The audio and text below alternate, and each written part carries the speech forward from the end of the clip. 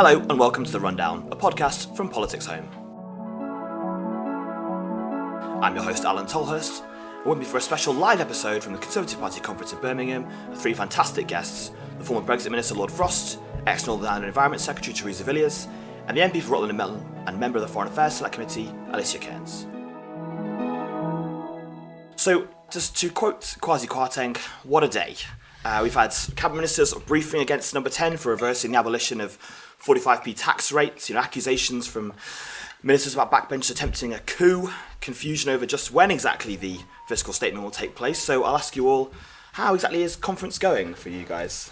Well, I think certainly the headlines coming out of the conference are not the ones we would have wanted. But what I feel very strongly about is we have a plan. It is all about growing the economy. We are all agreed how vital it is to grow the economy. We've got to make this plan work. And that does require unity. Yes, we're always going to have our debates, particularly when we're dealing with such difficult circumstances as we are at the moment. I mean, the economy has been subject to extreme shocks as a result of global events. So inevitably there will be differences of view. But we have just chosen a new Prime Minister. We need to back her and her plan. If we don't do that, there's no chance of us winning the general election. Yeah, Lord Frost, you wrote last week that it's not been a great start. The government must raise its game and fast. Do you think it has so far? I still think there's a little bit to do, and the government has got the right plan. That we need to move to growth. That means a different kind of balance in the economy and a different way of looking at the way we run economic policy. But the problem is nobody has talked about free markets and how they work much for 10 or 15 years. People are not familiar with the arguments, and you can't just kind of land this stuff and expect people to go along with it. My worry is that there hasn't been enough explanation, there hasn't been enough setting out what we are trying to do and why, and that's why some of these difficulties have emerged and possibly will continue to be around till people understand. Alicia, Penny Mordaunt said earlier this week that it wasn't necessarily a policy problem, that it was perhaps a communications problem. I wondered what you'd made of some of those policies. Obviously we've seen abolition of the 45p tax return being abolished. I just wondered what you'd made of some of that and whether you think it is necessarily a policy issue or if it is, as Lord Frost points out, maybe perhaps a lack of rolling the pitch and preparing people for some of these changes that the government were bringing in. I think it is primarily about rolling the pitch ahead of time, but also some of the things we've seen announced are the opposite of upholding our manifesto commitments, which is exactly what Liz said she'd do in the leadership. Yeah. She said there'd be 30 billion in tax cuts, 120 billion in tax cuts is quite something different. We said we wouldn't be going back to fracking, we are going back to fracking. It is about communications, and I think under Boris we saw that he didn't always bring the party with him, and that was a big conversation about changing the people around him because they weren't making sure he was engaging with colleagues. It's a bit difficult to see the same problem happening again. But I think one of the really important things is that, we only govern with the support and respect of our country, of our people. And so we do need to bring them with us. And you can't just bounce people into things. And we are at a unique time in that people are scared. And all MPs see in their inboxes how scared people are. And when people are scared, dogmatism, and particularly free market dogmatism, can really scare people, particularly when they need to see pragmatism and compassion, but most of all fiscal responsibility. So I'm not saying that necessarily the policies were necessarily all wrong, but it's about how you present it to make sure people feel that you're on their side and that you are bringing them with them. And I see what Liz was doing. She was showing, I'm going to break orthodoxy, I'm going to smash things up, we're going to do things differently, we are going to grow things. But the markets weren't ready, the party wasn't ready, and I'm not sure the country were ready based on what we've seen. So you've just got to roll the pitch. Theresa, would you agree with that? Do you think that it is partly to do with not preparing perhaps people for quite the shock that it would take, and perhaps not preparing the markets necessarily for the shock of everything that was announced sort of all in one go in Kwasi's statement, which feels like a lifetime ago, but was only 10 days ago now. What are your thoughts on that? There was an element of that, and of course there is a tension, because any new Prime Minister, a new government, wants to immediately be starting to provide solutions to the big issues we face as a country, and particularly when the circumstances are so extreme as they are, with the threat imminently of energy bills potentially reaching sort of £3,000, £4,000 or even £5,000. So, I mean, they did have to act quickly, and that is enormously welcome in the sense of the reassurance that a typical household is not going to be paying more than about £2,500. That's still a lot for an energy bill, but twice what it was last winter, probably. At least the kind of terror of the excessive and huge increases we're being talked about has been dealt with as a result of a very swift intervention. But yes, doing it at speed has had some disadvantages, though what I would point out is there's been turbulence around many currencies. The dollar's been strong against every major currency, and very sadly, the era of cheap money was going to come to an end. Central banks right across the developed world are raising interest rates. So the kind of tumult that we saw following the Chancellor's statement was absolutely by no means just cause. It was a contributory factor that the markets weren't ready for that statement. But it would certainly not, I wouldn't even say that it was the primary cause of these problems. These causes are much more complex and diverse than just one statement by the Chancellor. On the political side of it, Lord Frost, you said that the government must hold their nerve. Are you disappointed that they didn't on the 45p? Obviously, they acted on Sunday night into Monday, perhaps to try and cut off a row or a rebellion on that, but obviously that brings its own sort of problems as well. Yeah, I mean, once you've made a mistake, it's always problematic to work out the best way out of it, and perhaps this was the best way out of it, though it creates a further set of difficulties. But if you can't get something through, you can't get something through. I think the problem is that the energy package was necessary, reversing the tax increases was necessary, the 45p rate and the other things was highly desirable but not necessary, and I think a bit more thought would probably have brought us to that conclusion and avoided these difficulties, and it mustn't happen again. That's the worry for me. Sure. Alicia, obviously, it looks like there's probably another brewing rebellion on benefits, following suggestions that the government would raise by the rate of earnings rather than in line with inflation, which might lead to sort of some big real terms cuts. What have you made of that, and what do you want to see from the government after this kind of the problems they've had this week? What do you think they need to send a signal now that they are going to stick to that inflation rises? I mean, look, realistically, none of us want to see inflation get worse.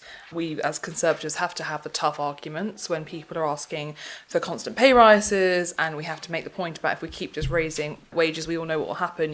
The price of milk goes up, then the farmers' bill goes up. It all becomes a nightmare. But on benefits, I do think it should rise in line with inflation. And that, again, was another one of the problems, though, is that you had on one side the party seeming to present a mini-budget that was releasing bankers' bonuses as a Brexit dividend, releasing the 45p, and then saying, but we're going to cut benefits and we're going to cut services. And that, of course, was going to give, the opposition a free, a free goal. And that's the problem, is we shouldn't be giving them free goals. And yes, we should do what's right, and we should be proud to do what's right, but it's also about doing what's right when we can, when it's appropriate, and when we can land it in a way that doesn't end with, we have to keep Conservatives in government. That is our foremost priority, because that is how our people are safe, that is how people can grow, that's how our economy can grow, how people can create their own futures. We cannot put that at risk by not pitch rolling. And yes, we have to make sure that we do what's right in terms of benefits. And on interest rates, I am worried though, because everyone's talking about, the plan for Liz in terms of the budget was that interest rates would increase. But then businesses aren't going to invest. They're not going to borrow. They're not going to grow, because they're going to say, well, interest rates are too high for me. We're in a bit of a catch-22. We do want growth, but what does growth look like under this government? And that's why the markets were spooked, because they need to know what it is. The markets, I've heard some people walking around saying, the market's very woke, the market's very left. Markets are not about any of these things. We have to bring them with us, and we do have to flesh out. But I think Kwasi wants to, but he needs to get cracking on fleshing that out. Yeah, I think that was kind of I think the issue was that the mini statement was really a kind of a push for growth, a gamble on growth, but it didn't feel as though enough people believed the government they were going to be able to push for that growth. And it's not just a British thing. Lots of Western countries have found growth difficult to come by in the past decade. What do you want to see? We've got this potentially sort of next fiscal statement on November 23rd, or maybe earlier potentially, with a promise of lots of supply side reforms. I mean, do you think that explaining supply side reforms, what they mean, is kind of important, but also what do you think they need to be for them to actually, secure that growth, or secure people thinking that growth is going to happen? Clearly, we need to set out a clear plan to get back to debt falling as a proportion of GDP. Our balance sheet going into this crisis thankfully, it was relatively strong. Mm-hmm. It was something like almost, I think it was the third best in the G7. So we do have the capacity to borrow more money and still stick with a credible plan to get the public finances back in order in the medium term, but we do have to set out that plan. I mean, one of the key things that David Cameron and George Osborne did very well, I think, is to generate that confidence in what they were doing when they were looking at, extremely difficult circumstances with the public finances. But you're correct, I think there is a need to start sort of providing some indications about this supply side reform, and I think we do need to learn some lessons from this week on supply side reform. It's great for economists, but the reality is it can be very difficult to do, it can take a long time, and it can be politically very painful. And one area I'll be watching very carefully is planning reform. Yeah. I accept that there are ways in which we could probably make our planning system work better, but personally I believe the government shouldn't go down the route of ripping up environmental protections or undermining local decision making in planning, because we have a duty to conserve our environment, not least the local environment in our constituencies. And I've been in an ongoing dialogue with the government on its past attempts at planning reform. Yeah. I really hope that they can come up with something that works. But isn't this the But problem they that do for need to years- engage with backbenchers before they decide what they're going to do, because we do not want another situation where a plan is announced on a particular aspect of policy and it doesn't have the backing of the parliamentary party. Right, but isn't that kind of the problem, is that planning reform has been something that, we won fourth Prime Minister in 12 years, whatever, that they've all come in and said they're going to do planning reform, and then they can't get it through. A party that's not able to even get through a cut in tax, as we've seen the U-turn. Do you think it's likely they're going to be able to get through serious planning reforms in the next sort of 6 months, given everything else that's going on? Well, it depends what sort of planning reforms they want to get through, but a very radical planning reform would be a lot harder to get through the parliamentary party, I think, even the changes to the 45p tax rate. So we need to work together to come up with something that we can all get behind, which will accelerate the delivery of new homes and new infrastructure, but not at the expense of concreting over the green fields of our country, because we do not want to repeat the mistakes of the 60s and 70s. And actually, you say that previous governments haven't succeeded on planning reforms. Well, they've changed the system in relatively subtle and low-profile ways to drive up the targets, to make it harder and harder for local councils to reject the development. That has meant that we're almost 300,000 houses built last year, I think. So it has delivered more homes, but at a very high environmental price. And I just think that we should take away from this conference the lesson that let's reflect and discuss amongst ourselves how these reforms are going to work before they become official government policy announced in the dispatch box. I have to say, first of all, Theresa has been an absolute superstar on all things planning, and she has really managed to bring the party together in a real sense of unity, actually, in her position. But I think the key thing here is we want Liz to succeed. Yeah. I think everyone at conference wants Liz to succeed. The whole country wants Liz to succeed. We want to grow. We want to get through this crisis. But that's down to her. And with the parliamentary party, there is a lot of work to do. Her and Kwasi have shown they'll listen. They've reversed the 45p. They are listening. That's what they're saying. But look at the low attendance of MPs at conference. This should be Liz's crowning glory, her celebration. All of her ministers should want to be here. They're not. She knows she needs to unify the party because she's got the lowest support any Prime Minister has ever come in with from both the membership and parliamentary colleagues. Now, these are hurdles for her, but they're not insurmountable. She can overcome them, but it needs heavy engagement with backbenchers, with colleagues to work out what they need, what team means, because again, with the appointments, Boris had a third, I think, of MPs who didn't back him within his ministerial appointments. Liz has 9, right. I think. That doesn't necessarily scream team to everyone. And some of us, I knew I wasn't going to get anything, so that's not a problem. So you don't feel downhearted when you've got nothing to lose. But that team point hasn't been what people have felt so far. So Jacob is one of the most courteous colleagues, Jacob Rees-Mogg, that we have in Parliament. But in the fracking debate, he essentially called a colleague a Philistine if they wanted to oppose fracking. Now, that's not a party that's listening to itself. So I think Liz has a lot of hurdles, and they are not easy anyway. But, it's totally doable to overcome them. Love bomb the party, talk to the party, show us the goals, show us what she wants to achieve. bring the party on board with the growth agenda, and then we can all crack on and get on with it. But yes, there are problems with colleagues who seem to think that being a rent-a-quote Conservative MP said is a good idea, or going out on the media being, the star of the day is a great thing. It's frustrating. But then on the other side, we also don't need to see ministers saying this is a coup, because coup has very specific language and it's not appropriate to use. Yeah, and we saw obviously Suella Braverman say that disappointed members of our party staged a coup and undermined the PM in an unprofessional way.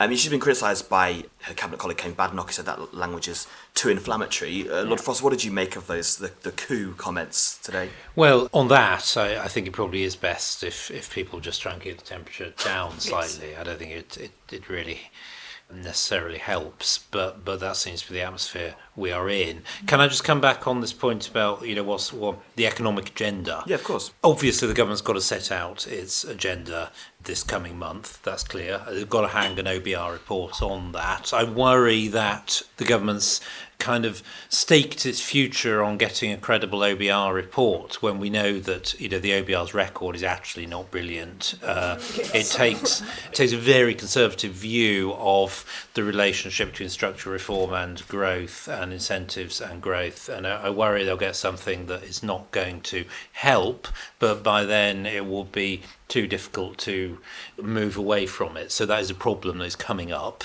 and needs to be tackled. What do they need to do? They need to set out three things. Spending control, I think that is relatively easy, and I agree with Alicia on benefits, as I've said today for now. Structural reform, you've got to choose the easy things. And, some things are easier than others. Some things produce a counter-coalition much more quickly than others. Financial services reform, Solvency II, does not produce a particular counter-coalition. We should get on with that. More liberal trade policy, I think, does not produce a counter-coalition, etc., etc.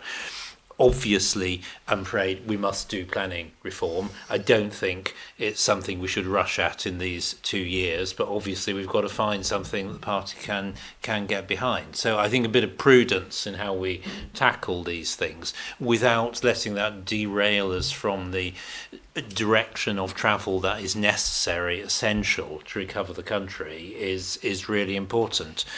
And finally, we must explain why a more normalised monetary policy is necessary. And here I think I disagree a bit, possibly, Alicia. We do need higher interest rates. You can't operate free market economies with sub-zero interest rates. That's one of the reasons why we have weak productivity and malinvestment over the years. But it takes time to explain that. It is a bit counterintuitive.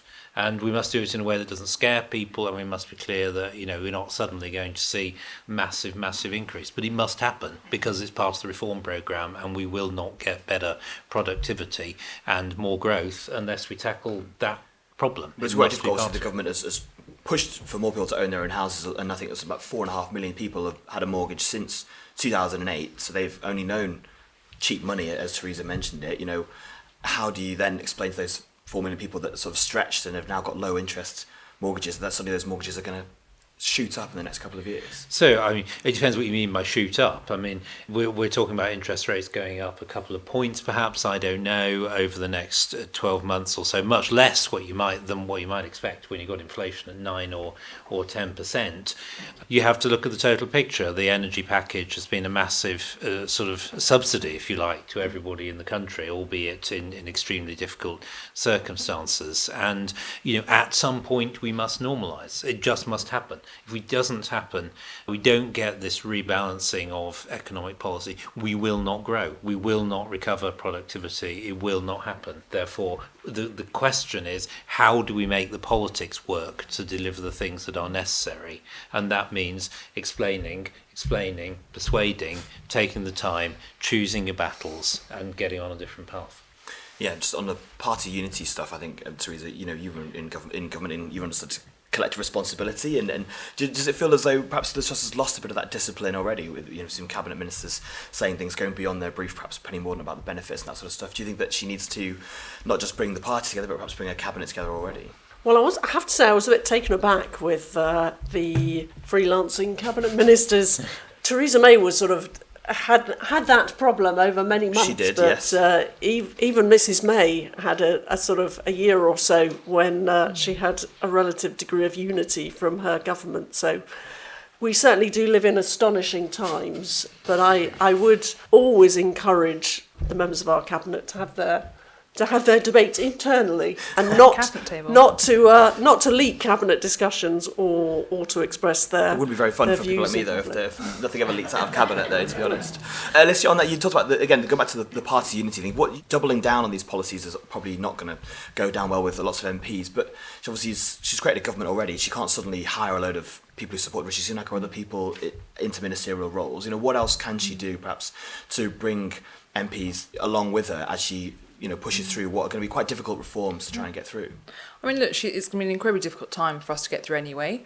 Also, there will be people who fundamentally disagree with her, borrowing to fund tax cuts. Not all of us agree that is a good thing. I know in my constituency, my association do not, and I've had a lot of phone calls over the last few days about this.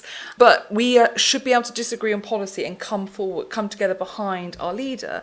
Look, this is what every parliamentarian's job is to do. Theresa will have had incredibly difficult briefs in the past where she needs to bring colleagues in the room and convince them they're being listened to. Most of us know that when there's somebody who's unhappy, if you just show them you're listening, show them you want to find a ground where they can come with you and they can come behind you and convince them of what you're doing, they will do it. Don't get me wrong, Her Majesty's death, that was 10 days in which the government wasn't able to engage with us. So, I recognise that. But one call with Kwasi Kwarteng about the mini-budget and then us all being told to stop sending WhatsApps does not tell us that we should be engaging meaningfully. I have to say, his PPS Mark Fledger is exceptional and is there to reach out. But it's very hard to build back. So if you've already set a reputation or a feeling amongst colleagues that you're not going to engage, you're not going to want to listen, that's very hard to come back from. But I think she can. And it's all about your whip's office. Get your whip's office out, get your PPSs out, one-to-one conversations. Every single MP should be being brought into number 10 to have a conversation, not with the SPADs.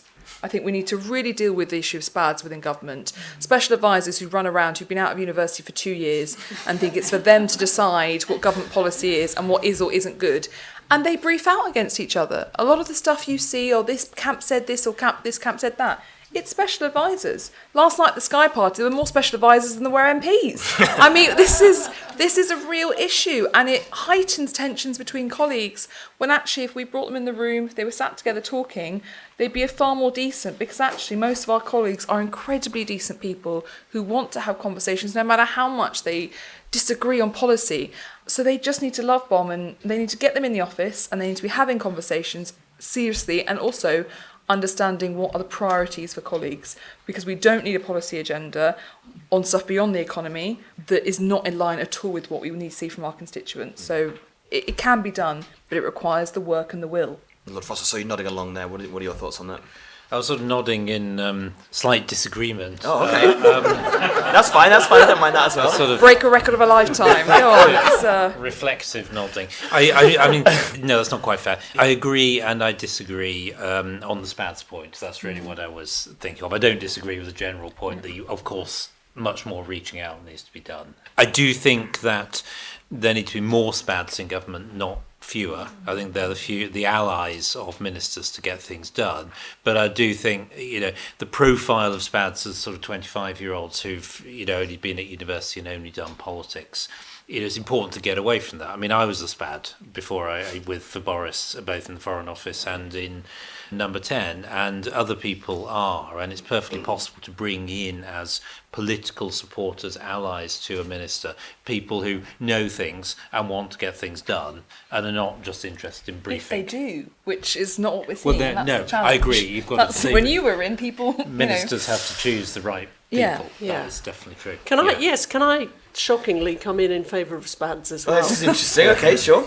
I have had a number of SPADs during my time in government, and they've all been exceptional. I particularly single out Jonathan Kane, who's now a minister at the Northern Ireland office, and he did the SPAD role on and off for about 20 years or so. He's just plays a tremendously positive role in moving Northern Ireland forward. But there are, unfortunately, some SPADs that that can be quite malevolent. Obviously, Dominic Cummings was a controversial character, divisive from all sorts of perspectives. I tended not to find him terribly helpful when I was in Cabinet.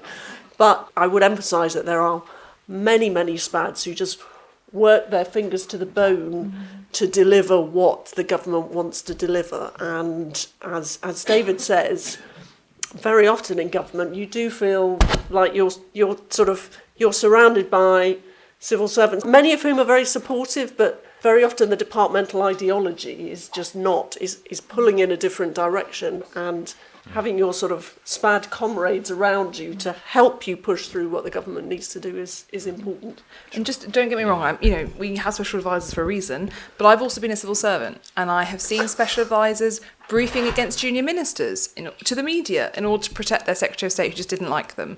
Look at Theresa May's issues that she had with her SPADs. There are too many times where we see SPADs causing issues, and the whole point is that we don't have enough who come in having had real world experience. You talk to me about how many SPADs within business, and I don't know who Jacobs hired, so they could be glorious and wonderful, but tell me how many of them have any experience in running an SME and what the pressures are of keeping people in employment, keeping a roof over people's heads, the duty and responsibility you feel in that role. How many people in the Foreign Office, SPADs, and again, I don't know who they've hired, I'll soon find out, but can understand diplomacy, have been there in the nitty-gritty, or have served their country and understand what it means. I think we need to hire the right people. It isn't to say we shouldn't have them, and yes, we need them, because you are under attack, and I've also seen civil servants try to outmaneuver ministers, and SPADs can be very helpful. But we need to get it right, and they are not a substitute for ministers talking to their own people. No. Oh, that is right. I think one thing we need to give Liz credit for, she has done a big clear out. The team of SPADs is almost entirely different to those under her predecessor, which I think is, that change is a breath of fresh air. We talk about lots of problems that the government are facing, that the Conservative Party are facing, obviously a long way back in several of the polls that have come out. I was talking to the panel before, and I was at Labour conference last week, and there was sort of quite an air of, if not triumphalism, but a sense that they were on the path towards power. Do you think in this 2 years Liz Truss is going to be able to do enough to turn the tanker around, and I think maybe what can she do to perhaps to move that stuff in your favour? I mean, 2.5 years, look what's happened in the last 2.5 years. Did you all think I was going to lock you in your homes and not let you leave them? And did you think we would then see war in Ukraine and see Britain be the foremost guarantor of European security alongside America? Our European allies didn't think we were post-Brexit. Things change in politics. I think probably, Theresa, I imagine if you're the same as me, when I get an email from my constituent on a policy announcement we've just made, I don't let us reply for 10 days normally, because U-turns happen. Liz can win it back. Anyone can. There is 2.5 years is a long time, but you've just got to put the hard graft in. We will need to see this growth plan deliver. I mean, that is absolutely crucial, and people need to start feeling the benefit in terms of more jobs, higher wages, rising living standards. It's as simple as that. If we're not able to deliver that, it's going to be a lot more difficult to win the general election. But it's absolutely a winnable contest coming up. I think there are all sorts of flaws in Labour. Yeah, they're led by a man who, for years, was supporting Jeremy Corbyn to be Prime Minister. In many ways, Keir Starmer is still contaminated by his connection with the previous regime. So we will always, on the doorstep, have a good story to tell about how Conservatives are determined to deliver a strong economy, to fund strong public services, and also at the same time give people back more of the money that they earn and let them keep more of that in their pockets. I agree with all of this. I think it is important to get the framing right, though. The next year or two is going to be extremely difficult. Whoever is in power, whatever the policy, is going to be difficult because the world is difficult and the global economy is problematic. And I would worry slightly about kind of entirely hitching our prospects to a recovery of growth in 18 months' time, because I think it may be tricky. I think the correct framing is going to be difficult. There's only so much governments can do about that.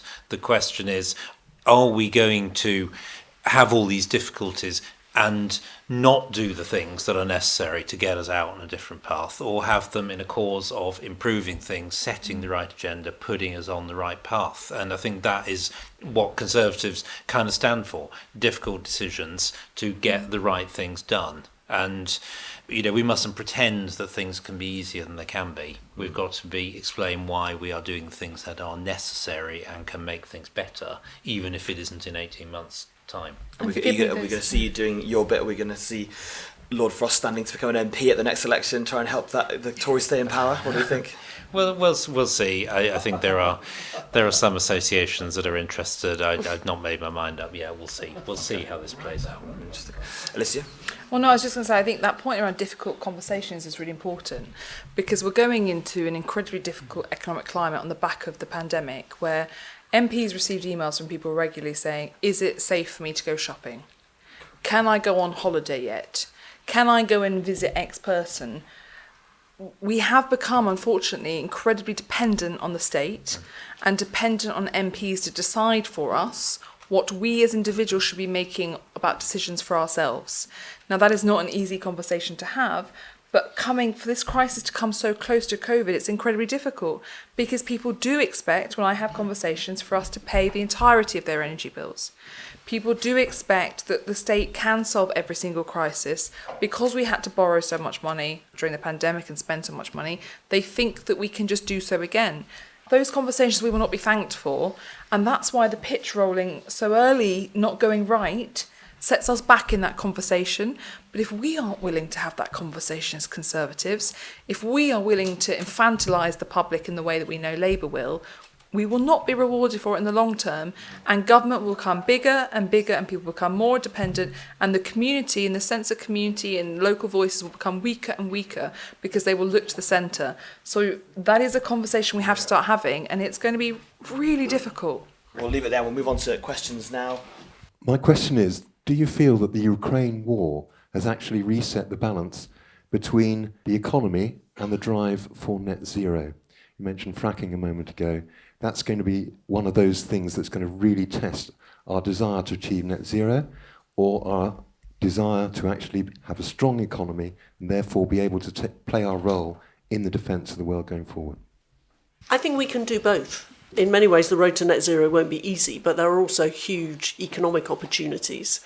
But it is, of course, at this time of huge difficulty in terms of energy prices because of the aggressive actions of the Putin regime, it, of course, shines the spotlight very firmly on our domestic supplies, and we need to have a much stronger focus on domestic energy security. And so I think the actions of Liz Truss and her government on that are the right ones. I don't think it compromises our ability to meet net zero, the fact that we're now saying very firmly that we need to exploit those hydrocarbon deposits in the North Sea. Oil and gas are going to be our transition fuels. Even the Committee on Climate Change is crystal clear that we will continue to need those fuels for many years to come. So it is right that we continue to throw everything we can at net zero. And the fact, we've made incredible progress. 37% of our electricity is now generated by renewable sources. We'd be in a far worse position vis-à-vis the Ukraine and Putin were it not for that net zero activity. So I take an optimistic view on this, that if we do it right, we can decarbonise our economy, but do it in a way which supports prosperity rather than holds it back. Adam Payne, political editor at PoliticsHome. A question for the MPs firstly. As Conservative MPs who care deeply about the health and the success of the Tory party, how damaging do you think today's events, the infighting, the negative headlines have been? Look, have you watched the last year? It's not much different. It doesn't feel much different. I think it's an incredibly febrile place, Parliament. I think it's really disappointing, and it's a very hard place to be, because in any workplace there are people who don't necessarily always behave appropriately, and in every workplace there are people who want to stop other people from progressing or doing well. But in this workplace, when you want to stymie someone or damage someone, you go to the media and you play it out on the world stage, and that's a very cruel thing to do. It is damaging, there's no question. We want to see unity, but I think what's a shame is the behaviour you see from colleagues in the tea room and in the chamber is completely different to what you see played out in the media. And I just wish we could focus on that and ignore the media a little bit more. Apologies, and focus on what we should be doing. Yeah, well, sadly, I think it has been very damaging, the events of today and the past few days, and I hope that we can have a bit of a reset moment to get on with delivering the plan for growing the economy, which is such a vital thing that we need to do. Question for Lord Frost. It sounds like from speaking to both sides that the UK and the EU might be close to a deal on the Northern Ireland Protocol. What do you think is going on there, based on your observations? Do you fear that the PM might be softening some of the red lines that you yourself took into those negotiations when you were in the hot seat? I don't know what's going on, is the short answer. I said earlier today, I'm not quite sure how to read the various signals the government's giving out at the moment, but that's okay.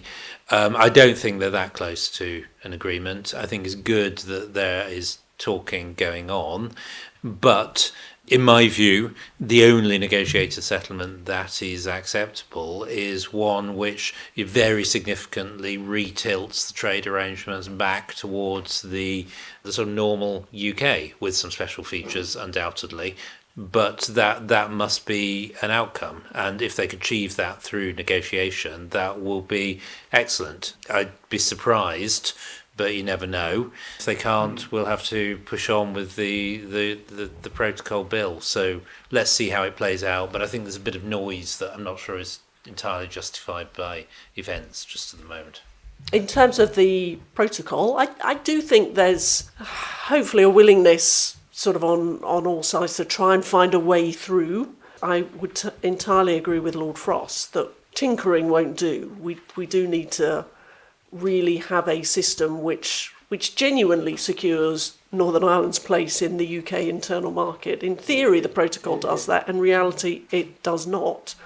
And in particular, the interpretation by the EU that the protocol means applying a super compliant approach to food and goods checks, using the same kind of framework they apply to places. It was designed for places like Iran or Thailand or something like that. To apply that to, a packet of sausages going from Great Britain to a supermarket shelf in Northern Ireland is entirely disproportionate. That's one of the reasons why I think the protocol bill makes a lot of sense. It's a relatively simple solution to have effectively a super green channel. So if the goods and food that you're bringing from Great Britain to Northern Ireland isn't likely to end up in the south, then you're not affected by the protocol. And all these special arrangements, all these checks, all these veterinary certificates can be hived off to those people who are actually doing export businesses. And I think what's in the bill would certainly protect the single market, and it would, I think, deal with the major concerns expressed by the unionist community. So I hope that we see ultimately, whether it's through the bill or whether it's through a negotiation, something along those lines replacing the protocol, because it's intolerable to carry on as we are with Northern Ireland's devolved institutions in suspension. Indeed. Thanks very much to my panel, and thanks very much for listening, and please subscribe if you haven't already to our wonderful podcast.